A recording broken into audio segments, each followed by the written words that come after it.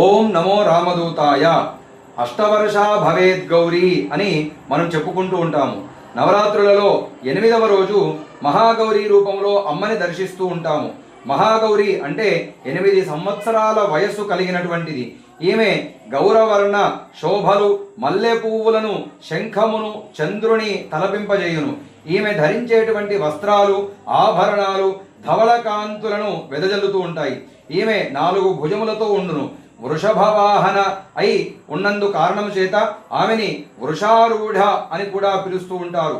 తన కుడి చేతులలో ఒకదాని యందు అభయముద్రను, ఇంకొక చేతిలో త్రిశూలాన్ని ధరించి ఉండును. అట్లాగే ఎడమవైపు ఒక చేతిలో డమరుకాన్ని, మరొక చేతిలో వరముద్రను కలిగి ఉండును. ఈమె దర్శనము ప్రశాంతంగా ఉంటుంది. పార్వతీదేవి తన భర్తగా శివుడిని పొందడం కోసం నారదుడు ఇచ్చినటువంటి సలహాతో తపస్సు చేయడానికి పూనుకుంటుంది. ఈమె రాజభవనాన్ని, అన్ని సౌకర్యాలను విడిచి అడవికి వెళ్ళి తపస్సు చేయడం ప్రారంభించింది. ఆమె ఎండ, చలి, వర్షము, కరువు, భయంకరమైనటువంటి తుఫానులను కూడా లెక్క చేయకుండా చాలా సంవత్సరాలు కఠినమైనటువంటి తపస్సును కొనసాగించిందట.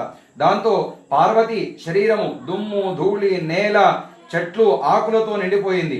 అప్పుడు ఆమె తన శరీరంపై నల్లటి చర్మాన్ని ఏర్పాటు చేసుకున్నదట. చివరికి శివుడు ఆమె ముందు ప్రత్యక్షమై ఆమెను వివాహం చేసుకుంటానని మాట ఇస్తాడు.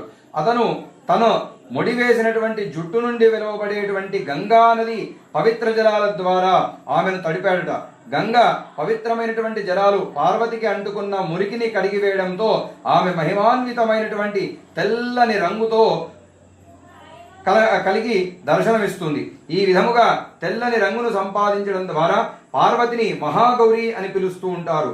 ఈమెను ఉపాసించినటువంటి భక్తుల కల్మషాలన్నిటినీ కూడా ప్రక్షాళితం చేస్తుందట, అంటే కడిగి వేసేస్తుంది. వారి పూర్వ సంచిత పాపాలను కూడా పూర్తిగా నశింపజేస్తుంది. భవిష్యత్తులో కూడా పాపతాపములు గాని, దైన్య దుఃఖములు గాని వారిని దరిచేరవట. వారు సర్వ విధాల పునీతులై అక్షయముగా పుణ్యఫలములను పొందుతారు. ఈ దేవి పాదారవిందాలను సేవించుట వలన కష్టాలు మటుమాయమవుతాయి. ఈమె ఉపాసన ప్రభావము చేత అసంభవములైనటువంటి కార్యములు సైతం సంభవములుగా మారునట. కాబట్టి ఈ అమ్మవారిని దర్శించుకొని అమ్మ అనుగ్రహం పొందడానికి ఇప్పుడు చెప్పబోయేటువంటి శ్లోకాన్ని పఠన చేసి అమ్మ కృపకు పాత్రులు కాగలరు.